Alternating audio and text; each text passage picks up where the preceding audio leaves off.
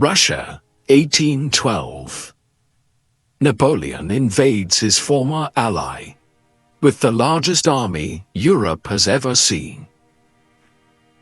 But for the French emperor, the decisive blow remains frustratingly beyond reach.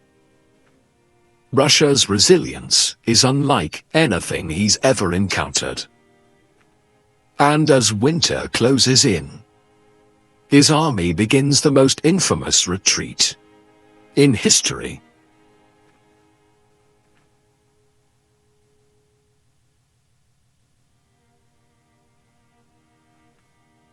In 1807, following his defeat of the Russian army at Friedland, Napoleon had traveled to Tilsit to meet the Russian Emperor Alexander. During their celebrated encounter, the two emperors formed a friendship and made an alliance. But it was not to last. Over the next 5 years, relations between France and Russia cooled dramatically. The Russians were irritated by Napoleon's creation of a Duchy of Warsaw in Poland, which they regarded as meddling in their own front yard. They feared it would lead to the return of a fully fledged Polish state, the traditional thorn in Russia's side. Then there was Napoleon's offer to marry Alexander's sister, Grand Duchess Anna Pavlovna, to cement their alliance. But the Romanovs hated the idea, and after a year of Russian prevarications, Napoleon married Marie-Louise, daughter of the Austrian emperor, instead. Later that year, Napoleon broke a guarantee made at Tilsit and annexed the Duchy of Oldenburg, ruled by Alexander's sister's father-in-law. Worst of all was the fallout over the continental system. Napoleon's not very effective economic blockade against Britain, designed to cripple his most steadfast enemy. Alexander had agreed to join the continental system at Tilsit, but it was hugely unpopular in Russia and ruinous to her finances during a period of economic crisis. When Napoleon found out that Russia was flouting the rules of the system and had resumed an illicit trade with Britain, he was furious. With both emperors accusing the other of bad faith, their two countries began preparing for war. This video is sponsored by Cinder Block Publishing and the new historical fiction novel Terribilita by Ben Wyckoff Shaw. It tells the dramatic story of a family caught in the turbulent tides of 19th century Italian history. The patriarch, a hero of the Italian Risorgimento, who served with Garibaldi. His son, whose act of political defiance brings disaster crashing down on his family. A grandson who seeks refuge and anonymity amid the last great age of sail.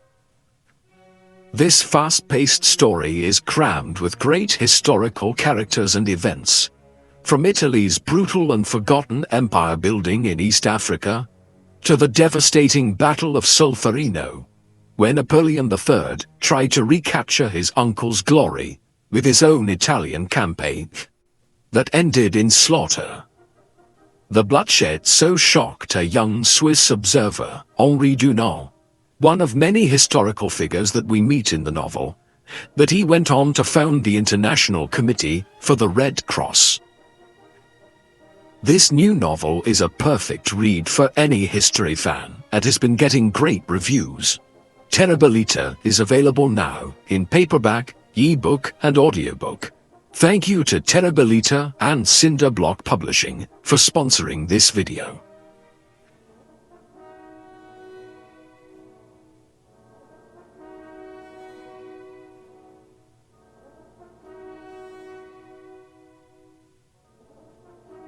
Napoleon knew an invasion of Russia was a massive undertaking, especially as he still had an unfinished war in Spain that was tying down more than 200,000 troops.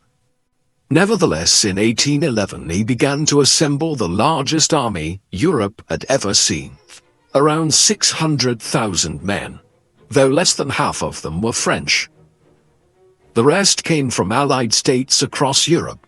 There was a Polish corps from the Duchy of Warsaw, led by Prince Poniatowski, a corps from each of the German kingdoms of Saxony, Westphalia, and Bavaria, from the Kingdom of Italy, as well as Swiss, Dutch, Croat, Spanish and Portuguese units scattered throughout the army. There were even contingents from Prussia and Austria, France's recent enemies, now uneasy allies. Some of these allied troops, such as the Poles and Germans, were as reliable as their French counterparts. Others were very inexperienced, or like the Prussians and Austrians, reluctant to be there at all. This gigantic formation was deployed in 3 armies. The main force under Napoleon himself, another led by his stepson, Eugene, and a third led by his younger brother, Jerome, King of Westphalia. Neither of these two were experienced commanders, though one would distinguish himself on campaign, the other would not. On their left flank, Marshal MacDonald led 10th Corps with a large Prussian contingent, while the right flank was guarded by General Schotzenberg's Austrian Corps. Another 100,000 troops were in reserve, including Marshal Victor's 9th Corps. Initially, the Russians only had 220,000 men to face this juggernaut. Organized into Barclay de Tolly's First Army, Prince Bagration's Second Army, and General Tomasov's Third Army, they would be outnumbered 2-1. But in the run-up to war, Russia scored 2 crucial diplomatic triumphs. Sweden had been at war with Russia just 3 years earlier, a conflict which cost her Finland. By a curious turn of events, Sweden was now ruled by Napoleon's ex-Marshal Bernadotte. But after Napoleon occupied Swedish Pomerania without warning, a furious Bernadotte promised Russia that Sweden would remain neutral. Meanwhile, a peace treaty with the Ottoman Empire ended Russia's 6-year war against its southern rival. These 2 agreements secured Russia's flanks from any strategic threat and freed up troops to face Napoleon's invasion.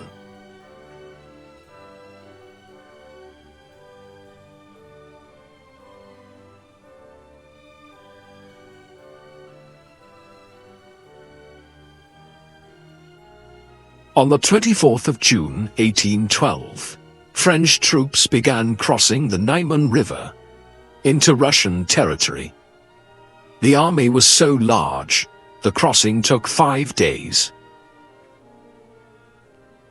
Napoleon's plan was to attack north of the impassable Pripet marshes and defeat Barclay's army, while Jerome pinned Bagration in place. French forces would then swing south to trap Bagration. Napoleon expected the campaign to be over in 5 weeks. But the sheer size of the French army convinced the cautious Barclay that retreat was his only option. Prince Bagration, a much more aggressive commander by instinct and often Barclay's fierce critic, was forced to agree. As they withdrew, they burned villages and crops, part of a scorched earth strategy to deny supplies to the enemy. In 4 days, Napoleon had reached Vilnius, but Barclay was gone. To the south, Jerome failed to pin down Bagration. So when Davout's First Corps swung southeast to trap him, he'd already withdrawn to safety. Napoleon's younger brother was out of his depth, stung by the emperor's criticism, humiliated when his troops were put under Marshal Davout's command. He resigned his post and returned to Westphalia. The campaign was already beginning to expose serious flaws in Napoleon's plan. Knowing his troops would struggle to live off the land in this impoverished region, he'd organized huge supply depots and transport units to feed the army. But wagons rolled slowly along Russia's bad roads, which were turned to rivers of mud by summer thunderstorms. The army had to make frequent stops to allow its supplies to catch up. Bad news for Napoleon's plan to catch the Russians, but a much-needed relief for the many thousands of young conscripts in his army, not used to hard marches day after day. Many were soon dropping out with exhaustion. Others deserted. There were also huge problems of command and control over a vast multinational army that was 3 times bigger than any Napoleon had commanded before. La Grande Armée, once famed for its speed of maneuver, had become a lumbering beast. After a pause to rest and regroup at Vilnius, Napoleon resumed his advance. Barclay continued his retreat to Vitebsk, where he hoped Bagration's Second Army would be able to join in. But Davout blocked Bagration's path at Sultanovka, forcing him to make for Smolensk instead. At Vitebsk, Napoleon clashed with Barclay's rear guard, but once more the Russians escaped, after setting fire to all the stores they couldn't take with them. Meanwhile, 300 miles away on Napoleon's southern flank, Russian Third Army attacked and defeated the Saxon 7th Corps, forcing Napoleon to divert Schwarzenberg's Austrian Corps to their aid. By the end of July, Napoleon had advanced 250 miles into Russia, much further than he'd planned. And the long marches in extreme summer heat continued to take a heavy toll on his men. Without fighting a major battle, the army had already suffered 20% casualties from exhaustion and illness, particularly typhus and dysentery. The army had entered Russia with 250,000 horses, but they were now dying at a rate of 1,000 every day, from exhaustion and lack of fodder. It wasn't just cavalry horses that were dying, but the very horses that were supposed to haul the army's transport wagons, making a bad situation worse. This crisis in horsepower came just as the French light cavalry, Napoleon's eyes and ears, met their match in Russia's Cossacks.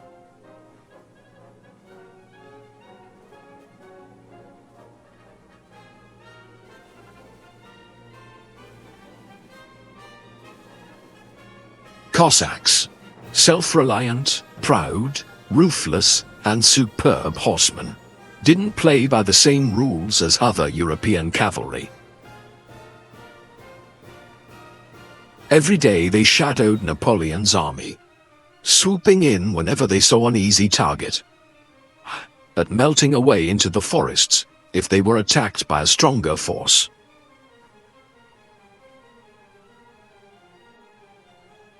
Cossacks, as well as Russian partisans, made hit-and-run attacks on French supply lines and depots, forcing Napoleon to divert thousands of troops to their defense. Alongside Russian regular light cavalry, they also prevented French patrols from carrying out reconnaissance, which meant that Napoleon often lacked good information about roads or the enemy's whereabouts. Napoleon stayed 16 days at Vitebsk, resting his troops and considering his options. Among his many mounting concerns was the security of his long, exposed flanks. But at Vitebsk he received news that Schwarzenberg had defeated the Russians at Gorodezhna. A week later at Polotsk, a French Bavarian force fought Wittgenstein's Russian First Corps to a standstill. Napoleon's flanks were secure, for now. Although his main force had been reduced to less than half its original strength, Napoleon decided to push on to Smolensk and try to force the Russians into a decisive battle for the city. Barclay was indeed under pressure to give battle from fellow commander Prince Bagration and Emperor Alexander in St. Petersburg. The army's morale and Russia's honor required it, they told him.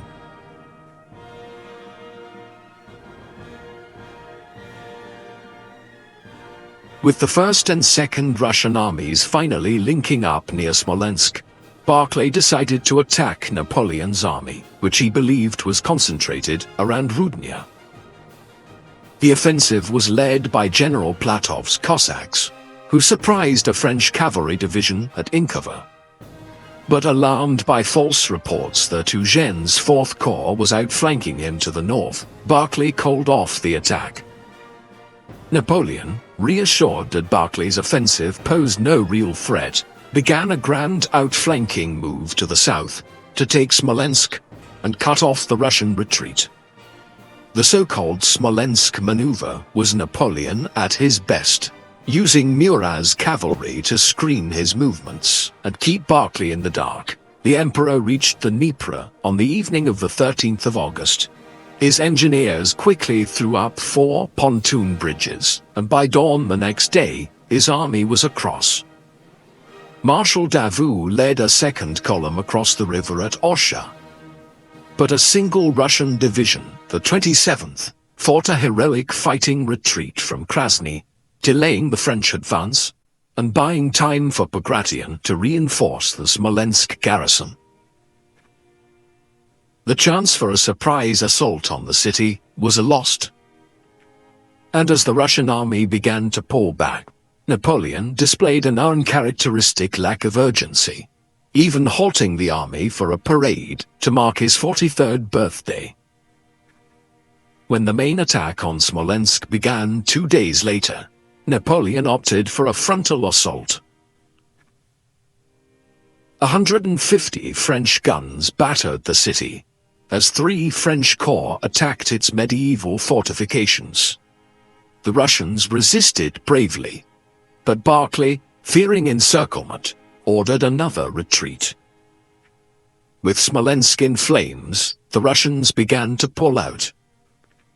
Just as the French fought their way into the city, to scenes of utter devastation,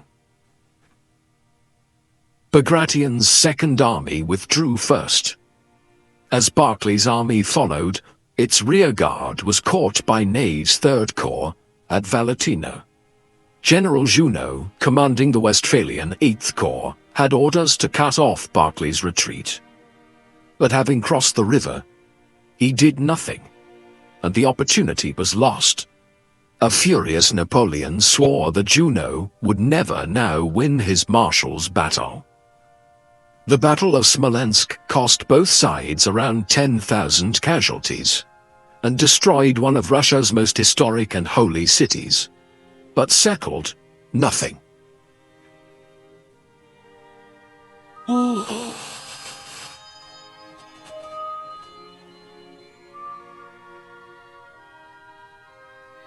After the missed chance to defeat the Russians at Smolensk, Napoleon paused once more to consider his options. His men were weary and far from home, and it was already late in the campaigning season. He considered sitting out the Russian winter at Smolensk and resuming the campaign in 1813. But now he was just 230 miles from Moscow. A century earlier, Peter the Great had moved Russia's capital to St. Petersburg. But Moscow remained its historic and spiritual heart, a prize for which the Russians had to fight. Napoleon, always a gambler, decided to push on. The Russians faced their own dilemma. Emperor Alexander had experienced a kind of religious epiphany that summer, and rallied the Russian people to the country's defense, describing the war with Napoleon as a war to save Holy Mother Russia from the Antichrist. For months, the emperor had received conflicting advice to stand and fight or retreat. Now he decided change was needed. The cautious General Barclay kept his job, but the emperor summoned General Mikhail Kutuzov to take overall command of Russia's armies. Kutuzov had been beaten by Napoleon at Austerlitz 7 years before, but he'd since won several victories against the Ottoman Empire, and was a true Russian, loved by the troops. Although Kutuzov agreed with Barclay's strategy of delay, He saw that constant retreats were destroying the soldiers and the nation's morale. If Moscow was given up without a battle, the fallout could be disastrous. And so, 70 miles west of the city, near the village of Borodino, the Russian army prepared to make a stand. Europe was about to witness the bloodiest day's fighting of the Napoleonic Wars.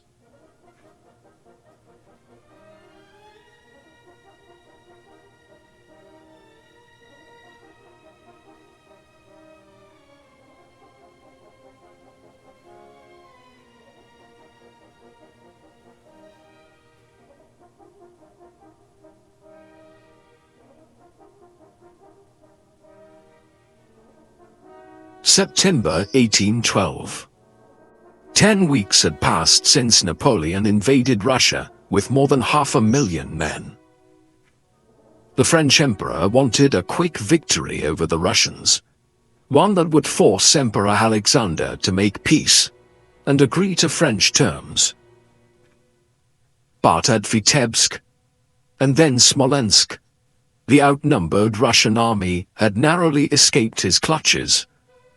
The holy city of Smolensk had been virtually destroyed. Napoleon had advanced deep into Russia, and months of marching had left his army decimated by disease and exhaustion. It was now half its original strength, and summer was nearly over. But finally, 70 miles west of Moscow, near the village of Borodino, the Russians had turned to offer battle. Napoleon would have a chance to win the decisive victory that he believed would end the war.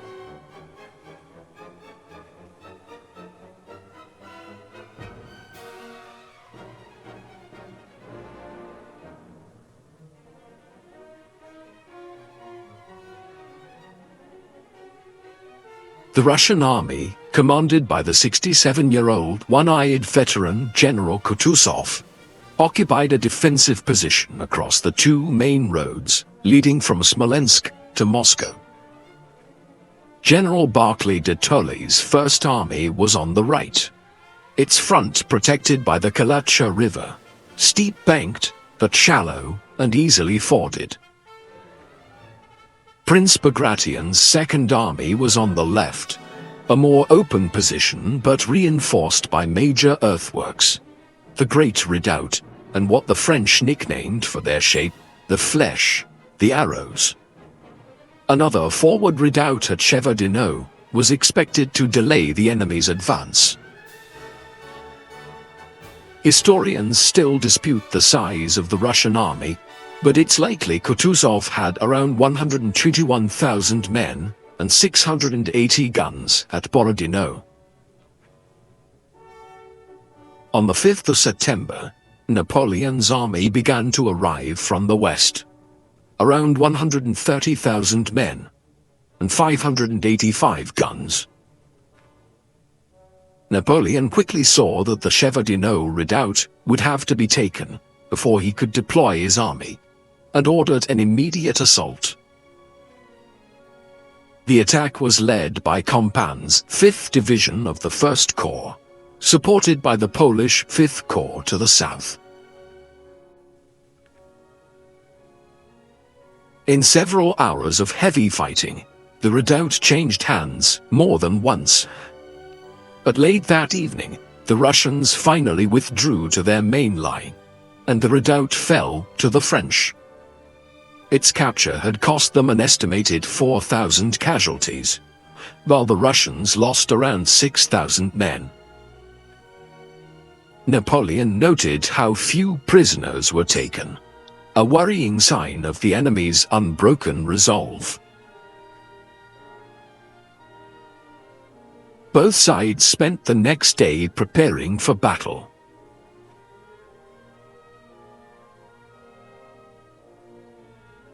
Marshal Davout, commanding French First Corps and widely considered Napoleon's most able subordinate, appealed to the emperor to use his corps to make a wide, outflanking attack to the south. But Napoleon dismissed the idea as too risky, and instead began preparing for a massive frontal assault on the Russian defenses.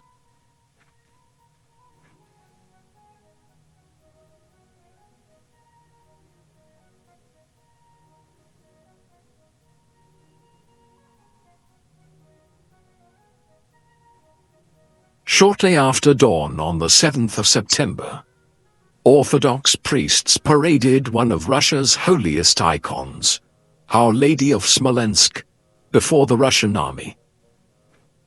It was a stirring sight for many devout Russian soldiers, thousands of whom would not live to see dusk. The battle began at 6 a.m. as French batteries opened a deafening cannonade against the Russian defenses. Eugene's 4th Corps had found Borodino village, lightly held by Jaegers of the Russian Imperial Guard. After clearing the village, his infantry crossed the Kalacha and advanced towards the Great Redoubt, but were driven back with heavy losses. The Russians burned the bridge across the river, but did not launch a counterattack, and Eugene was able to move cannon into the village to put flanking fire on the Great Redoubt. In the center, Davout's 1st Corps began its advance against the Fleches, coming under heavy fire. While on the right, the Polish 5th Corps, ordered to take Utitsa, got held up in the woods and ravines. Their slow advance allowed Tushkov's 3rd Corps to send a division north to reinforce the Fleche defenses.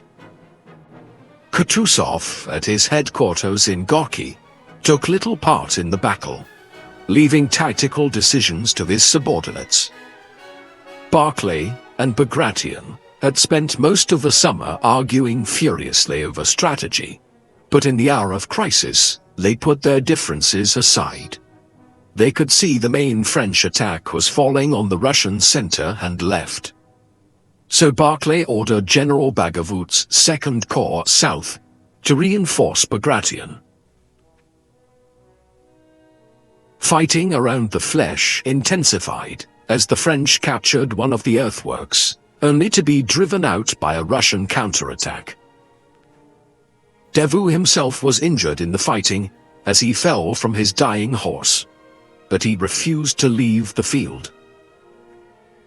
When Russian cavalry counterattacked, Marshal Murat himself led the French cavalry forward to meet them. Ney's 3rd Corps now joined the attack on the Fleche.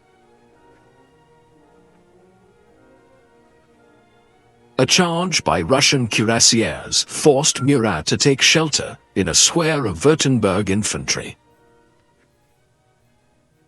Murat, with his flamboyant dress and reckless courage, had now even made a name for himself among the Russians. The Cossacks in particular saw him as a kindred spirit, and were eager to capture him alive if they could.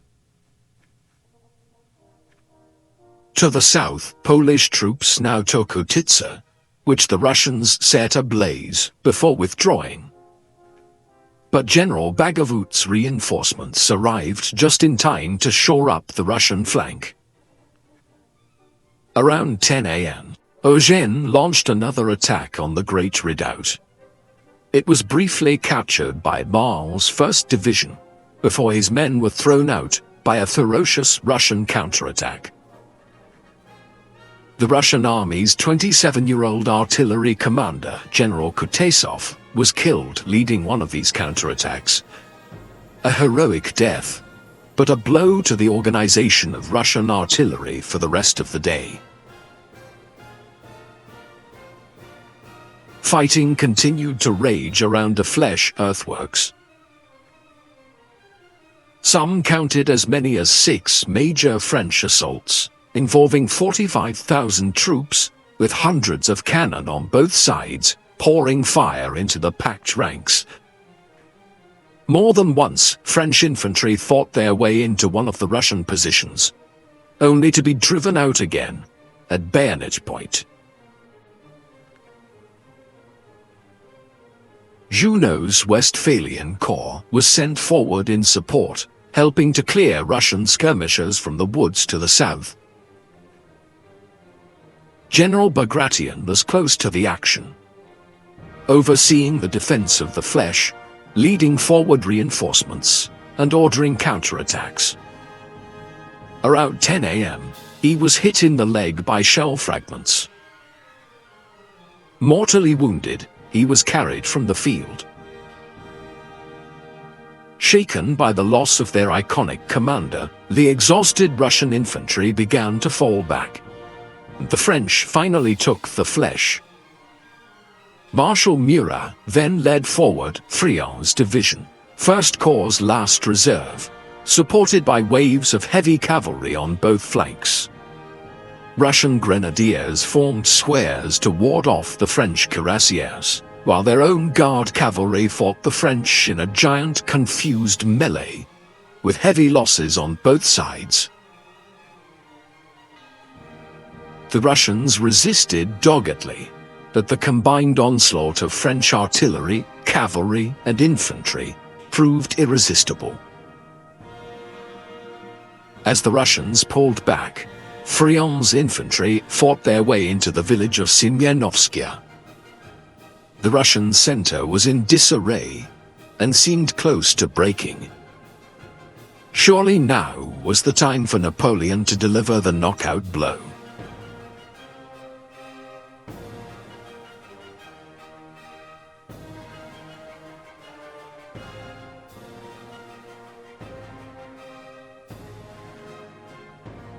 For most of the day, Napoleon remained at his headquarters near Shevardino.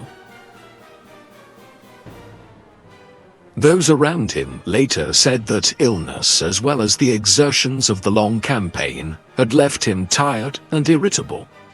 As the Russian center buckled, Murat and his staff urged him to send forward his last reserve, the Imperial Guard. The Emperor refused. If there is another battle tomorrow, he asked them, where is my army? But he did make one exception. Barclay was continuing to move troops from his unengaged right wing to bolster the center. As Osterman Tolstoy's 4th Corps arrived behind the Russian center, French observers feared they were massing for an attack. So Napoleon ordered forward General Sorbier's Guard artillery. His batteries opened a devastating fire on the enemy. Yet even as they were mown down in their ranks, the Russian infantry stood their ground. On the Russian right wing, all remained quiet, so General Platov, commander of the Don Cossacks, proposed that he lead an attack on the lightly defended Borodino village. Permission received, Generals Platov and Uvarov led a force of 8,000 Cossacks and cavalry across the Kalacha River. They fell on French and Italian troops around Borodino with complete surprise, spreading panic and disorder. Grouchy's 3rd Cavalry Corps had to be pulled back across the river to drive off the Russians. Russian commanders saw this raid as a missed opportunity. But it had delayed the next French attack by 2 hours, and may have persuaded Napoleon that he was right to hold back his reserve.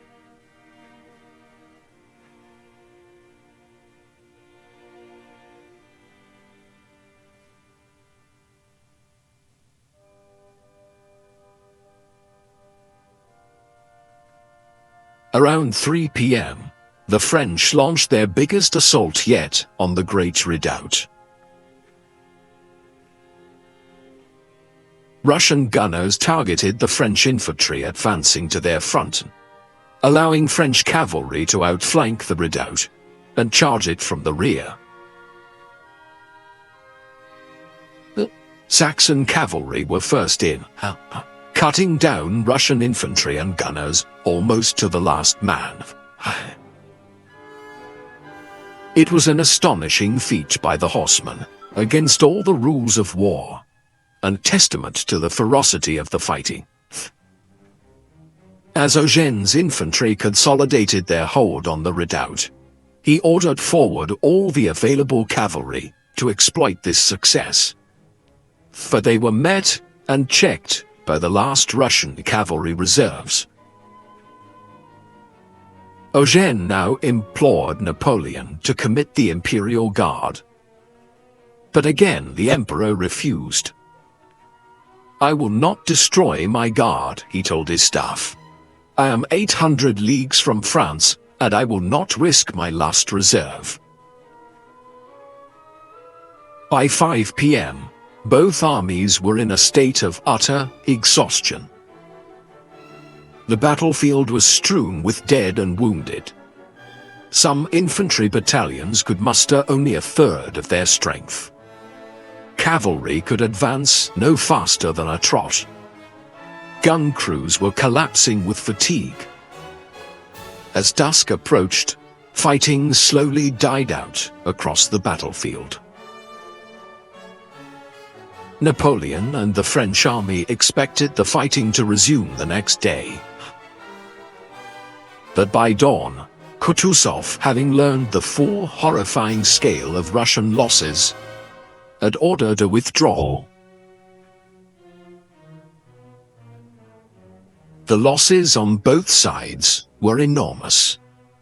Russian casualties are estimated at 44,000. French losses around 30,000, including 49 generals, 12 of them killed. Borodino would prove to be the bloodiest single day of the Napoleonic Wars. The Russian army could not fight another battle until it had received major reinforcements. And so Kutuzov decided that he must abandon Moscow. On the 15th of September, a week after his victory at Borodino, Napoleon entered the city. He would find it virtually deserted, and already the first fires starting to burn.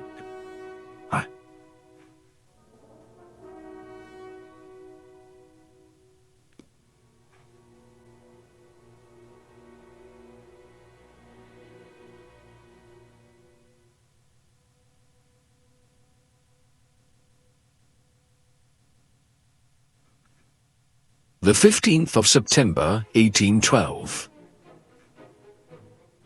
83 days after invading Russia, a week after his costly victory at Borodino, Napoleon entered Moscow. He expected to be greeted by dignitaries, formally offering the city's surrender. Instead, he discovered that 90% of Moscow's inhabitants had fled. A fire had started the previous night and was blamed on drunken soldiers. But over the next 48 hours, fires continued to break out across Moscow, until most of the city was ablaze. Count Fyodor Rostochin, the city's governor, had ordered that Moscow be destroyed rather than allowed to fall into enemy hands. And now fires were being started deliberately by Russian criminals, freed from jail and acting on police orders. French soldiers rounded up and shot any they could catch. But the inferno was impossible to contain. In 4 days, 2/3 of Moscow was destroyed. With the fires finally under control, Napoleon's soldiers turned their attention to systematically looting the ruined city. While from his new quarters in the Kremlin, Napoleon sent a letter to Emperor Alexander in St. Petersburg, inviting him to make peace and end the war. He received no reply. Napoleon waited, confident that Alexander would eventually negotiate. But as the days passed, he grew increasingly uneasy. Cossack raids were disrupting his vital communications with Paris, as well as the arrival of supplies. while the steady attrition of French forces and Russian reinforcements meant Napoleon was outnumbered for the first time in the campaign. Rumors also reached him that his reluctant allies, Prussia and Austria, were in secret talks with his enemies. Napoleon had proposed that the army winter in Moscow, but that now looked too dangerous. Reluctantly, he accepted that the army would have to move back to Smolensk to find safe winter quarters. Napoleon knew how severe Russian winters could be, but continued to put off his departure, reassured by fine October weather, and hoping that at the last minute there might be a message from Alexander offering peace. It never came. On the 13th of October, the first light snow fell. 5 days later, Kutuzov launched a surprise attack on Murat's advance guard at Vinkovo and defeated it. Napoleon, stung into action, gave the order for the army to leave Moscow the next day.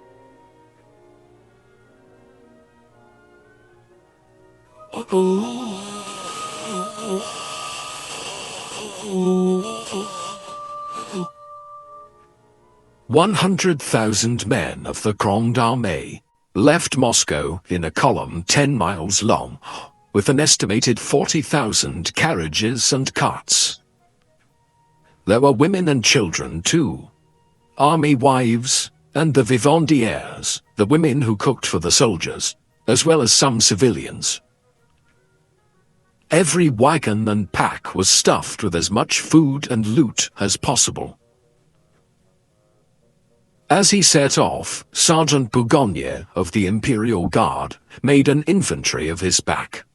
It contained several pounds of sugar, some rice, some biscuit, half a bottle of liqueur, a woman's Chinese silk dress embroidered in gold and silver, several gold and silver ornaments, amongst them a piece of the cross of Ivan the Great. Besides these, I had my uniform, a woman's large riding cloak, 2 silver pitchers in relief, 12 inches long and 8 high, all in the finest workmanship. Also several lockets, and a Russian prince's spittoon set with precious stones. I wore over my shirt a yellow silk waistcoat, which I had made myself out of a woman's skirt. Over that a large cape lined with ermine, and a large pouch hung at my side by a silver cord. This was full of various things, amongst them a crucifix in gold and silver, and a little Chinese porcelain vase. Then there were my firearms, powder flask, and 60 cartridges in the box. This heavily encumbered army did not yet realize it was in a race against time. The Russians were beginning to move against the flanks of Napoleon's 550-mile deep salient. That very day, Wittgenstein's army was driving back Marshal Saint-Cyr's outnumbered force at Polotsk and drawing Victor's 9th Corps west to support them. In the south, Admiral Chichagov's advance had Schwarzenberg's Austrian Corps falling back to cover Warsaw. The corridor was closing. And then there was the weather. Though Napoleon was confident his army could reach winter quarters in Smolensk in 20 days, well before the more extreme temperatures were due to hit, Napoleon planned to withdraw via Kaluga, through unspoilt country where the army could forage for supplies. But Kutuzov sent General Dokhturov's 6th Corps to block the road at Maloyaroslavets. In fierce fighting, Italian troops of Eugene's 4th Corps drove the Russians out of the town. It was a hard-won victory, reminiscent of the fighting at Borodino. Kutuzov now stood between Napoleon and Kaluga. Napoleon now took the unusual step of conferring with his marshals. And after discussing various options, he decided that rather than seek another major battle, they would retreat the way they'd come, along the Smolensk road. Napoleon had hoped to avoid this route, as it meant marching back through country already stripped bare of supplies. The day after the fighting at Maloyaroslavets, Napoleon was nearly captured by a group of Cossacks, and saved only by General Rapp's charge at the head of his escort. After this close shave, Napoleon had a phial of poison made up, which he carried around his neck in case of capture.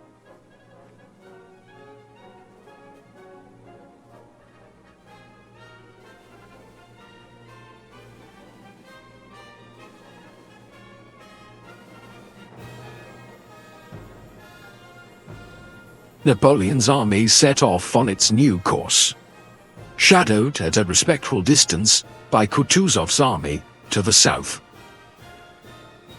They passed the old battlefield of Borodino, a grisly, unnerving sight, where crows pecked at half-buried corpses. Relentless marching quickly began to tire out men and horses. A few days later, the temperature fell below freezing. The army's overworked, starving horses died en masse. Discipline began to break down, as some drivers simply dumped the sick and wounded by the roadside to try to ensure their own survival.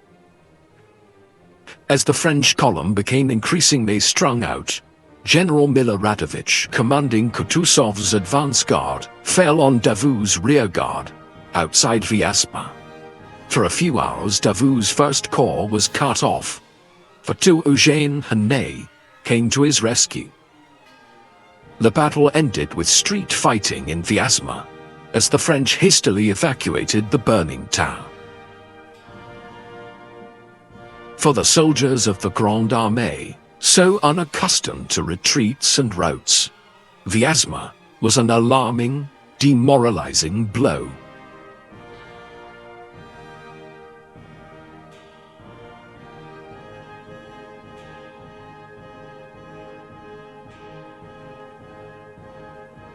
On the 4th of November, it began to snow heavily. The next night, temperatures plummeted to -20 degrees centigrade. Few men or women had proper winter clothing or access to shelter. Many froze to death overnight. The next morning, wagons and guns were abandoned. Many soldiers sought to save themselves, ignoring officers, stealing horses and food, and leaving the column to scour the countryside for supplies. Many of these foragers were found by the Cossacks. Some cut down or lanced, others robbed of every possession and left to freeze.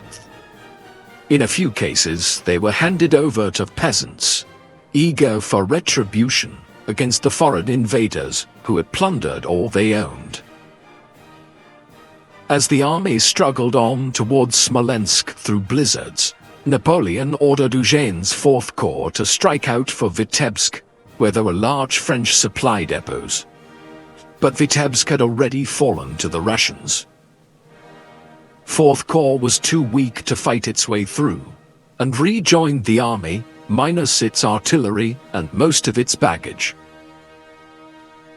A colonel who saw 4th Corps at this stage described men without shoes, almost without clothes, the exhausted and famished, sitting on their packs, sleeping on their knees, and only rousing themselves out of this stupor to grill slices of horse meat or melt bits of ice.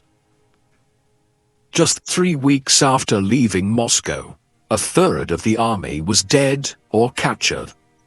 About half the rest formed a growing army of stragglers, men without units, prepared to fight only to survive. Napoleon reached Smolensk on the 9th of November. The first troops into town ransacked the supply depots, leaving nothing for those who followed, including Ney's rearguard, which arrived 6 days later. Napoleon had hoped to make Smolensk his winter base, but the state of the army and lack of supplies meant the retreat had to continue. But the 5 days he spent there gave Kutuzov time to circle ahead and prepare an ambush. When the French retreat resumed, he struck 30 miles west of Smolensk at Krasny.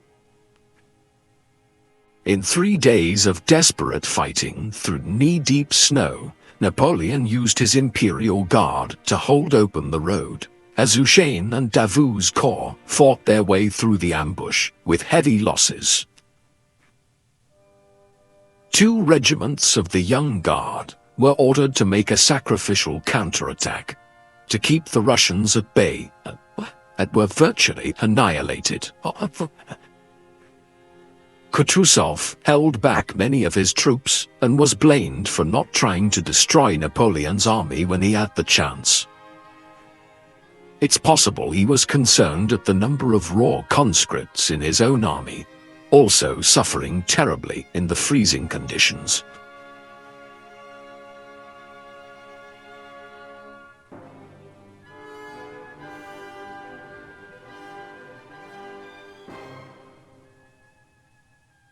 Not every French corps broke through at Krasny. Marshal Ney and his 6,000-strong rearguard arrived on the 18th of November to find the road blocked by 60,000 Russian troops and no sign of the promised support from Davout's First Corps. Ney's men hurled themselves against the Russian lines with desperate courage, but were mown down. Rejecting several invitations to surrender, Ney led the survivors in a daring night crossing of the Dnieper River, then across 45 miles of open country under constant attack from Blatov's Cossacks to reach Orsha. By the time Ney rejoined the army, his rearguard was down to just 800 fighting men, leading a column of several thousand stragglers. The army regarded his escape as a miracle, and when Napoleon heard of it, he immediately dubbed Marshal Ney the bravest of the brave.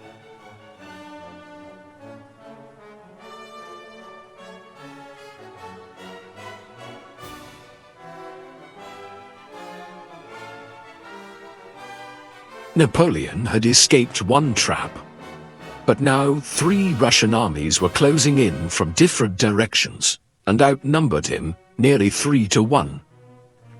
From the east, Kutuzov's main army with 65,000 men. From the north, Wittgenstein with 30,000, steadily driving back Marshal Victor's 9th Corps. And from the south, Admiral Chichagov's army of Moldavia with 34,000. Having detached General Osten-Zachem with 30,000 to prevent Schwarzenberg's Austrians and Renier's Saxon Corps marching to Napoleon's aid. Napoleon was heading for Minsk, a major French supply base with vast stores of the food, clothing, shoes and ammunition that his army so desperately needed. But on the 21st of November, disastrous news arrived. Minsk had fallen to Chichagov.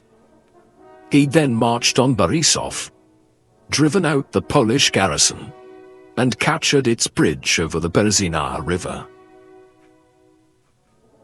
By rights, the Berezina ought to have frozen solid by now, so Napoleon could have crossed anywhere. But a sudden thaw had turned the river into a torrent of ice and freezing water.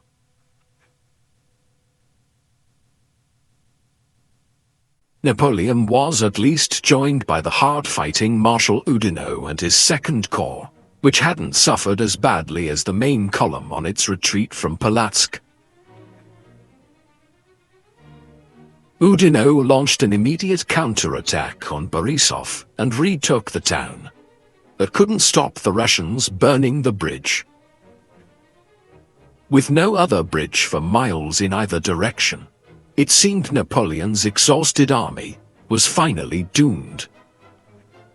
But there was one sliver of hope. Polish cavalry had found a ford across the river, near the village of Studienka. Napoleon issued a flurry of orders. Second Corps was to fake preparations for a river crossing south of Borisov. Victor's Ninth Corps, arriving from the north, was to form a rear guard east of Strujenka to hold the Russians at bay, while engineers worked as quickly as possible to build pontoon bridges across the river and win Napoleon's army a fighting chance of escape.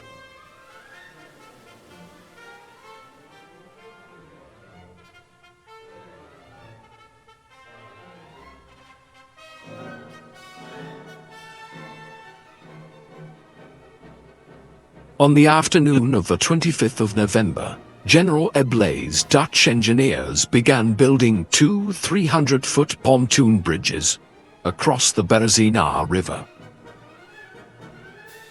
They worked day and night, sometimes chest-deep in freezing water, and completed both bridges in less than 24 hours. Few of the engineers survived the ordeal. Chichagov had been totally fooled by the diversion south of Borisov, and was moving his troops south to face it, allowing Napoleon's army to begin crossing its rickety bridges virtually unopposed. Oudinot's Second Corps led the way to secure a bridgehead, followed the next day by the remnants of the main army. Priority was given to formed troops still able to fight. For the time being, the army's vast crowd of stragglers remained on the far bank. By the time Chichagov realized his mistake and began moving north, Napoleon had troops in place to defend the crossing. On the east bank, General Partonneux's 12th Division, 4,000 relatively fresh troops from Victor's 9th Corps, formed the rear guard. As Platov's Cossacks approached from the east, the vanguard of Kutuzov's main army, Partonneux tried to rejoin 9th Corps, but caught in a swirling blizzard, with visibility down to 50 meters, he marched straight into Wittgenstein's army. His entire division was killed or captured. The next morning, Chichagov and Wittgenstein launched coordinated attacks on both sides of the river. There was desperate fighting on the west bank, where Marshal Oudinot was yet again seriously wounded, but his Swiss infantry held the line until General Doumerc's cuirassiers, the army's last heavy cavalry, charged and routed the Russians.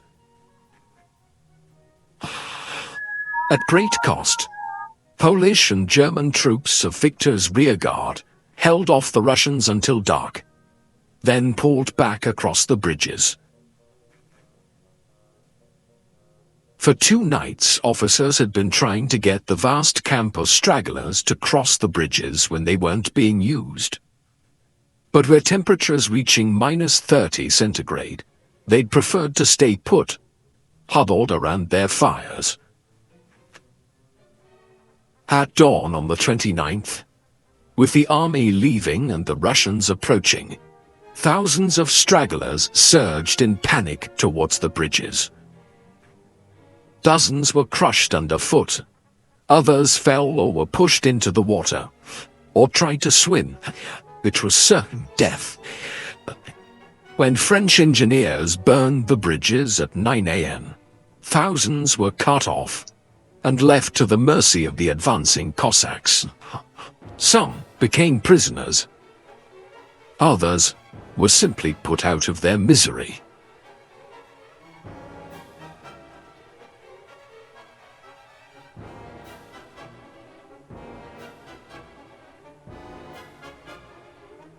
Since the retreat began 43 days earlier, the Grande Armée had marched nearly 500 miles, under constant attack, starved, exhausted, and for the last 23 days, in lethal sub-zero temperatures, without proper clothing or shelter. In that time, the fighting strength of the Grande Armée had been reduced from around 124,000 men to 20,000, with as many stragglers still following the army. As the retreat continued to Vilna, the weather turned even worse, the temperatures falling to -37 degrees centigrade. The Russian armies at least now held back, leaving the winter, Cossacks and Russian peasants to finish off the invaders. On the 5th of December, Napoleon left the army, traveling incognito across Europe at breakneck speed, and reaching Paris in just 13 days.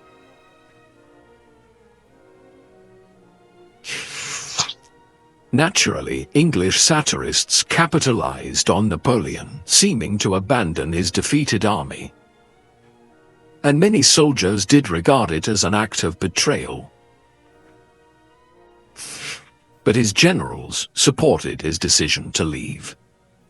There'd already been one attempted coup against Napoleon in Paris, and there was much work to be done to rebuild the army and reassure France's allies. On the 9th of December, 51 days after the retreat began, around 20,000 ragged survivors of the Grande Armée began crossing the Niemen River back into friendly Polish territory. According to legend, Marshal Ney was the last man across.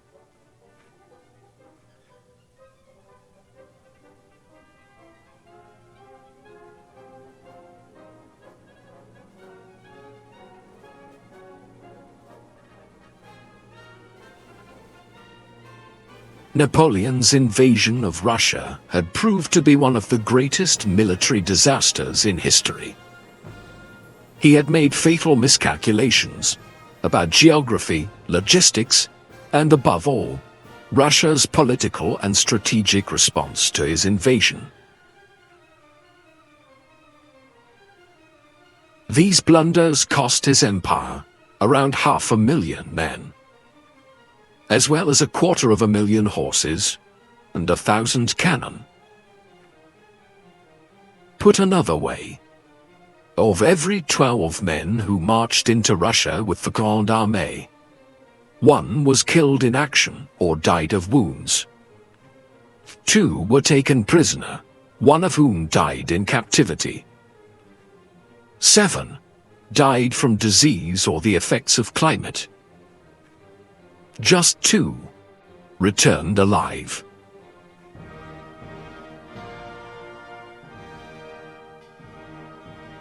Contrary to myth, many more soldiers had died in the summer advance from heat, typhus and dysentery than were lost in the winter retreat. Russian military casualties were estimated at 150,000, and a huge but unknown number of civilian deaths. The Russian campaign was a catastrophe for Napoleon, not just in lost troops and resources, but in damage to prestige and reputation. That winter, all his enemies sensed weakness and prepared to join forces against him. But the emperor wasn't going down without a fight. Back in Paris, he admitted to his ministers, "Fortune has dazzled me, gentlemen. I've let it lead me astray. Instead of following my plan, I went to Moscow. I thought I'd make peace there. I stayed too long. I've made a grave mistake, but I'll have the means to repair it." Thank you to the artists Alexander Averyanov and Yegor Zaitsev for kind permission to use their artwork in this video. And thanks as always to all our Patreon supporters for making this series possible. Find out how you too can support the channel and get ad-free early access to new videos by visiting our Patreon page.